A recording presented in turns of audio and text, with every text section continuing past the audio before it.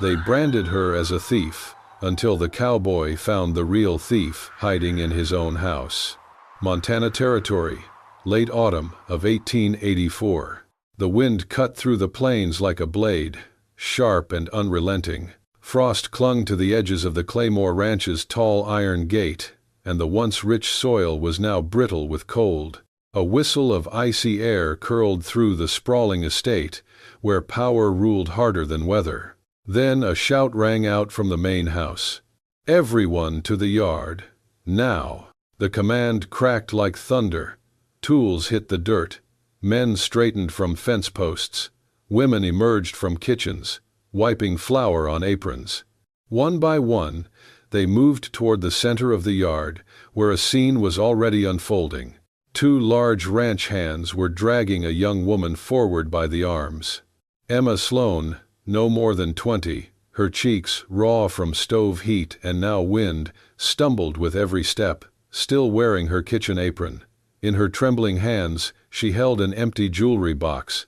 From the porch, Maureen Claymore pointed a gloved finger at her like a loaded pistol. "My sapphire chain is gone," the older woman barked, her silver hair braided tightly behind her sharp cheekbones. "It was in that box last night. This morning, it is not."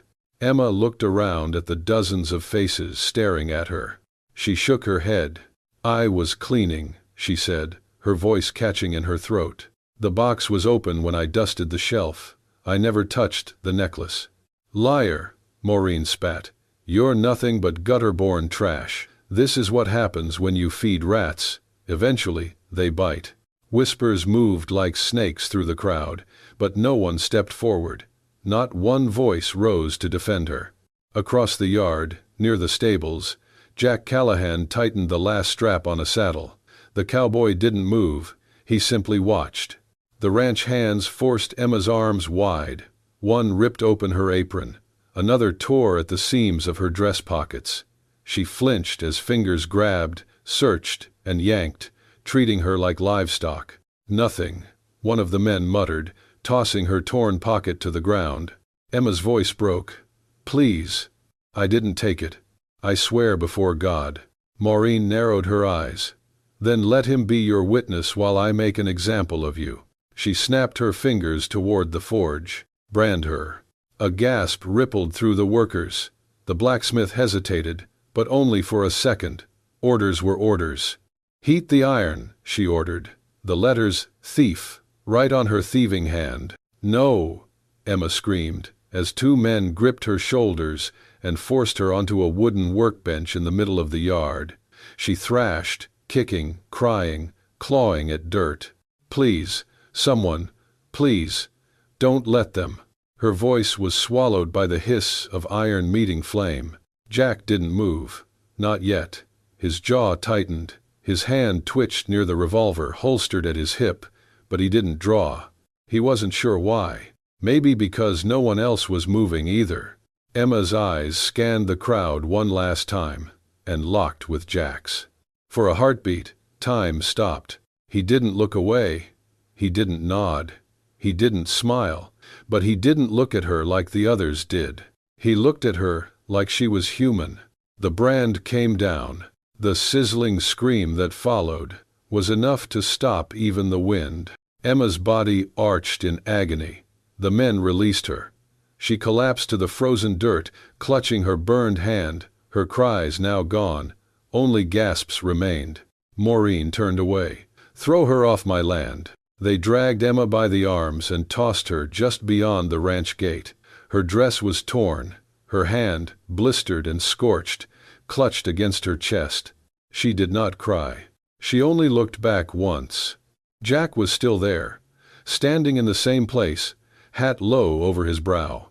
He reached up, touched the brim with 2 fingers, then let his hand fall. It was the smallest gesture. But for Emma, it was the first time someone had seen her without looking down. And with that, she turned and walked into the frost-covered woods, marked, humiliated, but unbroken. Outskirts of Claymore Ranch, early winter, 1884. The forest behind the Claymore property was quiet, blanketed by a thin layer of frost. Hidden among the bare trees stood an abandoned cabin, crooked and half swallowed by vines. No smoke came from its chimney, no sound came from within. Emma Sloane lay curled in a corner of the dusty floorboards, a threadbare blanket over her shoulders. Her right hand, red and blistered, pulsed with every heartbeat. The skin around the branded word thief was cracked, swollen. She hadn't cried in days. She hadn't spoken to anyone since the yard. A tin cup sat beside her, filled with cold stream water. She drank it in sips, letting it soothe her parched throat. There was no food inside, but each morning, when the sun barely kissed the treetops, a piece of dry bread, a strip of cloth, and a small tin of salve appeared just outside the door. No knock, no voice, just kindness without a face. On the fourth morning, she crawled to the edge of the broken window and watched. A figure moved toward the cabin, tall, broad-shouldered, coat pulled tight, hat low. He placed the bundle gently at the step, then turned without hesitation and walked back through the trees. Emma's breath caught. Jack Callahan. She didn't call out. She didn't open the door. She only leaned her forehead against the wood and shut her eyes. Someone believed her. Days passed. Her hand began to scab. Pain faded into a dull throb. The salve helped. She cleaned the wound each evening, even as her fingers trembled. She spoke aloud sometimes, only to the trees. "I didn't do it. I swear I didn't," she whispered, as though saying it again might make someone else believe it too. One night, beneath a full moon, she sat outside with her back to the cabin wall. Her wrapped hand rested in her lap. The moonlight cast a silver glow over the letters still etched into her flesh. She held a carving knife in her left hand, the blade glinting. She pressed the edge near the brand. One slice, maybe two, deep enough to erase it, deep enough to end it all. But her hand froze. A memory surfaced, not of pain, but of Jack's eyes as he watched from the yard. There had been no pity, no disgust, just presence. That was enough. She dropped the knife. Back at the ranch, Jack leaned against a post near the stables. He rolled a bit of hay between his fingers, watching the windows of the main house. Something gnawed at him. Emma had no reason to steal. She never left the ranch, never wore fine things. And that jewelry box, had it really been open when she cleaned? Jack remembered the hallway that night, the sound of footsteps that weren't hers, the click of a door. Silas, Maureen Claymore's youngest son, sullen and slick-haired, had keys to every room, and a temper. Jack had seen him sneak out after dark, heard the whispers about cards and debt. It all began to twist together in Jack's mind like an old lasso tightening. He spit the hay from his mouth and stood.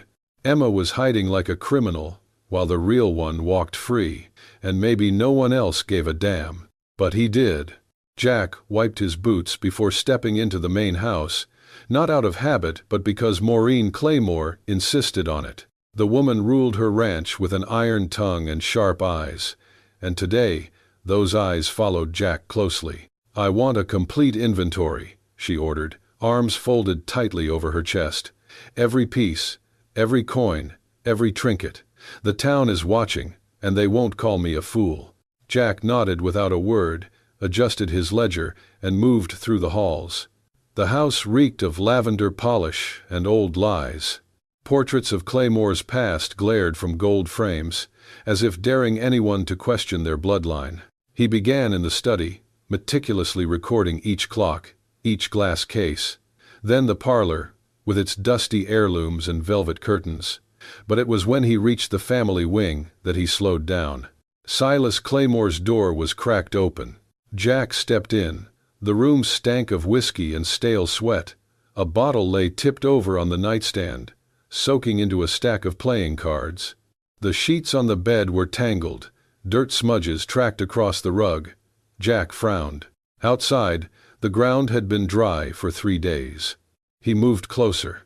A suitcase sat beneath the desk, half concealed by an old saddlebag. Jack crouched, lifted the lid, and stopped.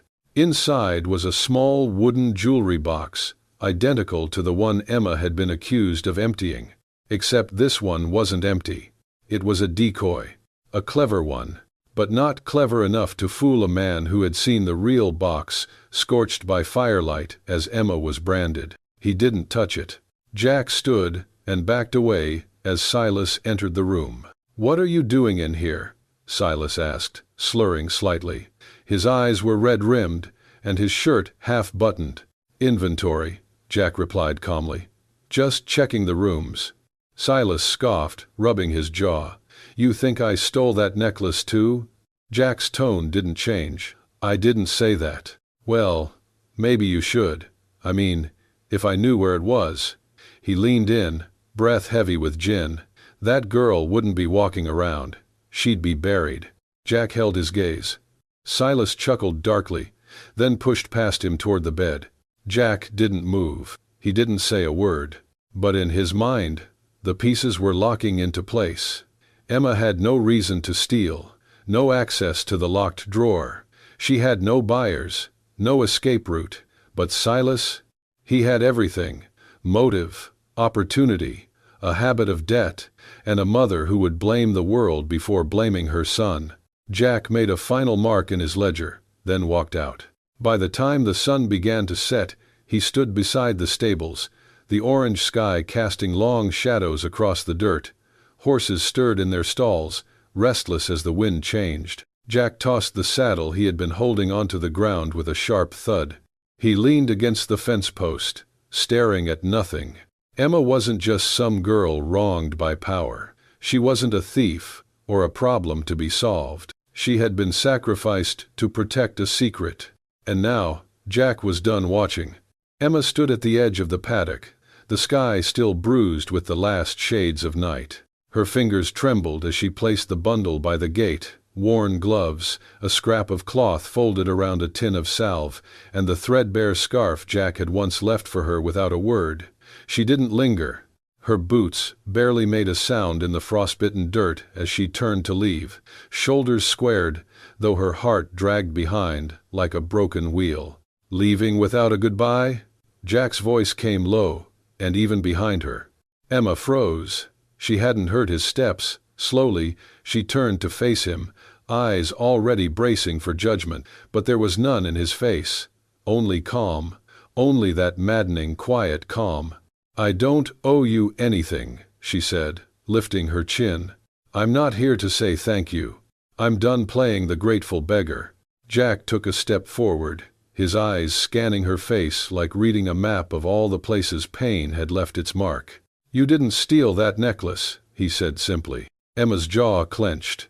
"And who'd believe that now?" "I would." She laughed, bitter and broken. "You're the only one, then. But belief doesn't erase scars." "It might help stop new ones," he replied. Emma shook her head, tears threatening. "You don't get it. I've lived my whole life with people putting names on me that aren't mine. Thief, liar, waste, it sticks, like tar. You think one word from a cowboy's gonna scrub it clean?"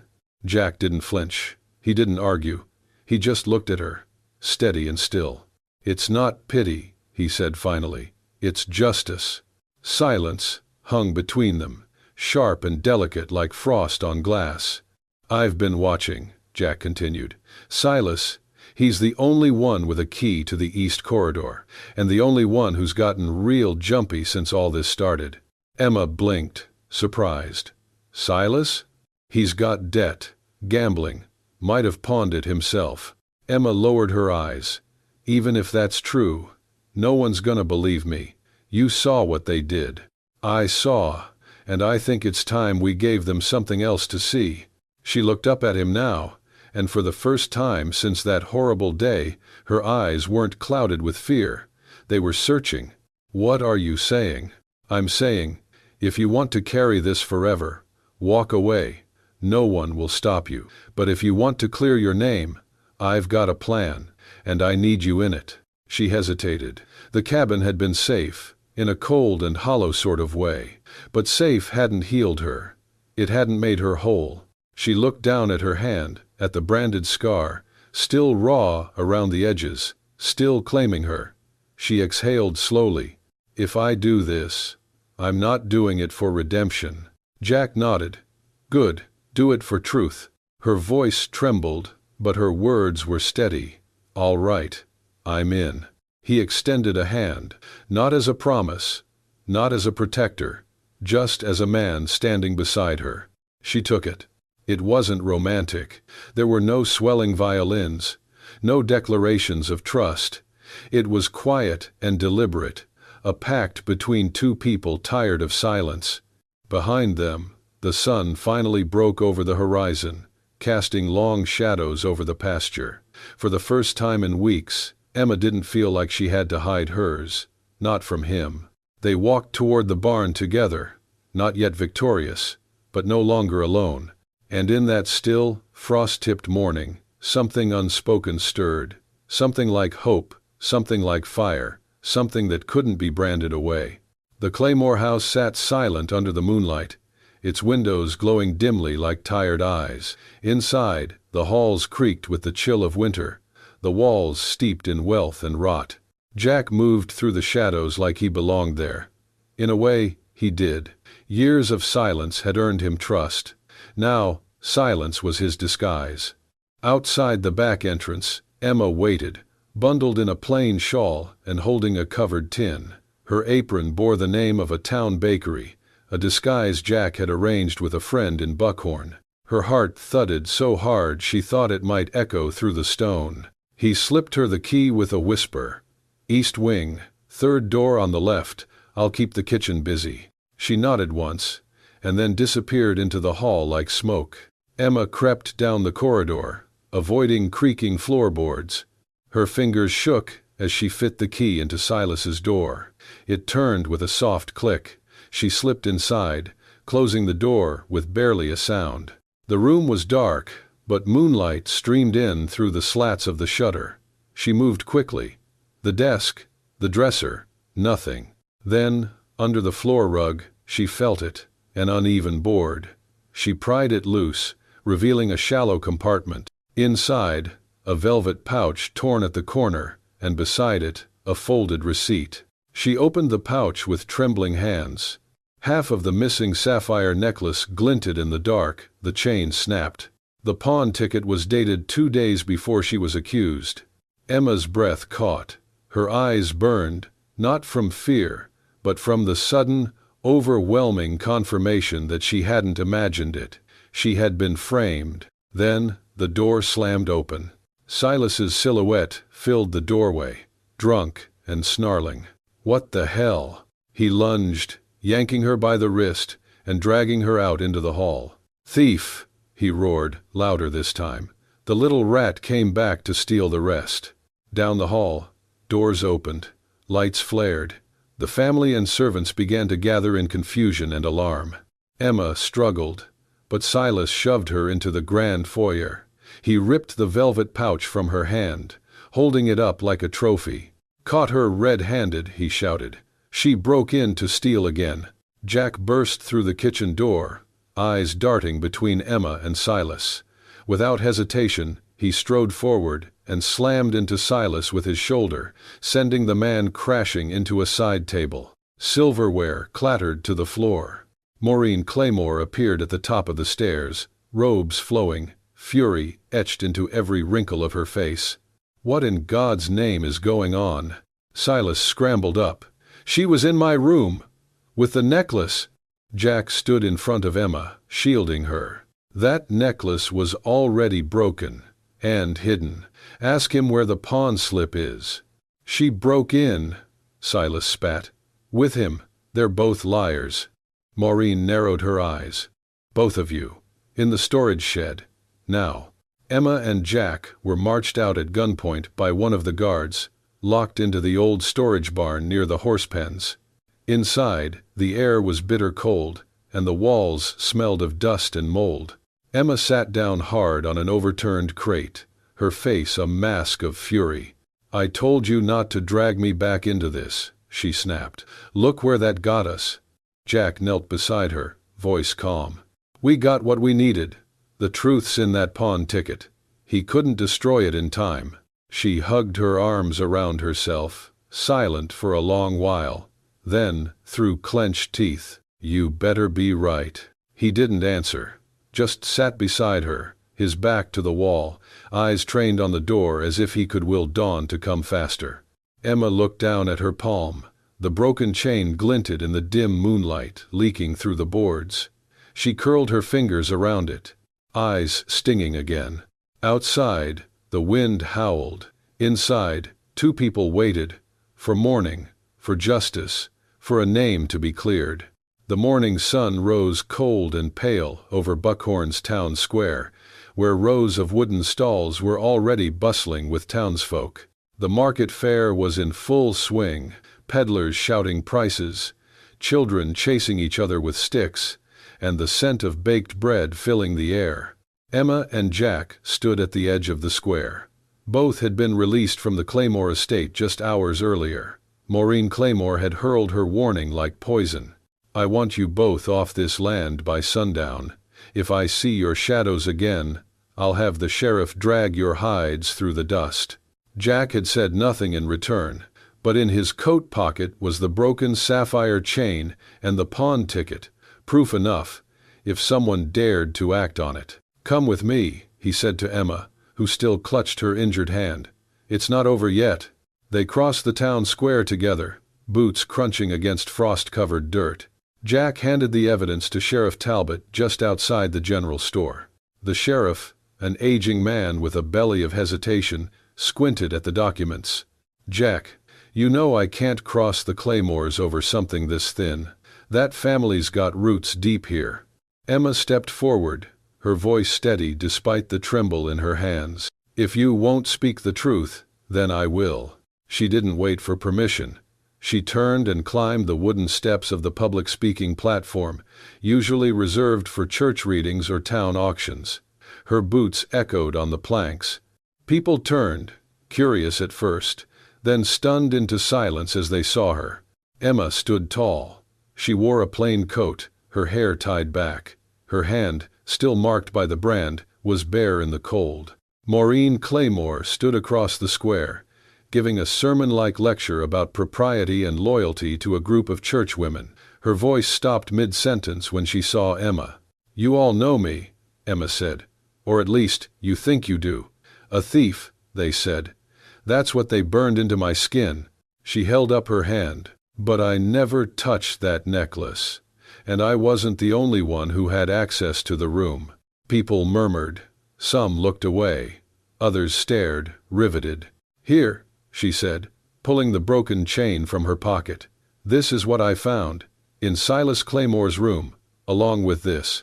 She handed the pawn ticket to Sheriff Talbot, who had walked up beside her, unable now to ignore the crowd's attention. A stir moved through the people like a gust of wind. Silas Claymore pushed through the gathering, his face red, lips curled in disgust. "She's lying. She stole it, then planted it back." Jack stepped forward, calm but unflinching. "She didn't plant anything, Silas. I found the key. I watched you sneak out the night it vanished." "You have no proof," Silas spat. "This ticket is your name," Jack said, holding the slip toward the sheriff. "And I'd wager the pawnbroker remembers your face." Sheriff Talbot hesitated no longer. "Silas Claymore," he said, voice rising, "you're under arrest for theft and false accusation." The crowd gasped. Maureen screamed, pushing forward. "No, this is a mistake. My son wouldn't." But the sheriff raised a hand. "Enough, Maureen. The law speaks now." Two deputies took Silas by the arms. He thrashed but couldn't escape. Emma stepped down from the platform. Her face was pale, her breath visible in the morning chill. No one applauded. No one spoke. Maureen Claymore turned her back without a word. The churchwomen scattered like leaves. Jack walked up beside Emma and placed a hand gently on her shoulder. "They won't say sorry," he said, "but you know, and that's enough." Emma looked at him, and for the first time in weeks, her eyes did not carry fear, but relief. They stood together in silence as the market square slowly returned to life. The late afternoon wind stirred the dry grass along the western hills outside Buckhorn. Faint trails carved by hooves wove between cedar trees and rock. Emma stood at the edge of the clearing with a single suitcase at her feet and a rolled bundle of belongings wrapped in cloth. The air was sharp and clear. She looked toward the mountains, planning to leave and never look back, start anew where no one knew her name or her scar. Her fingers brushed the lid of the wooden case she had packed. Inside were a few dresses, a worn book, and a pair of boots with cracked soles. As she tied the knot around the bundle, she heard footsteps on the gravel behind her. Jack Callahan stood a few paces away, quiet as always. In his hand, he held something wrapped in canvas. "I brought this," he said, holding it out. Emma didn't take it. Her eyes searched his, waiting for explanation. He unwrapped the canvas. It was a paintbrush. A large one, stiff-bristled, new but simple. "You said once, when you were a girl, you liked to paint," Jack said. "I figured you might want to start again. Paint everything you lost. Or maybe everything you never got to see clearly." She stared at the brush, then looked away.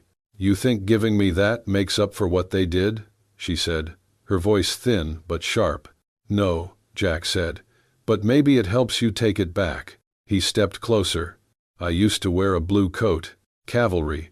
I swore loyalty to a flag I believed in, and then I got left behind, labeled a traitor. I spent years trying to prove I wasn't what they said." Emma's breath caught. She watched him. "I know what it's like," he continued, "to lose your name, to be defined by something that ain't true." Silence held between them.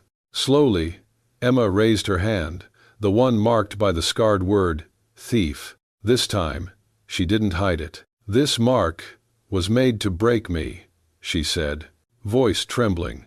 "But if I hadn't stood up that day at the market, I'd still be letting it." Jack nodded, his voice steady. "You didn't let it.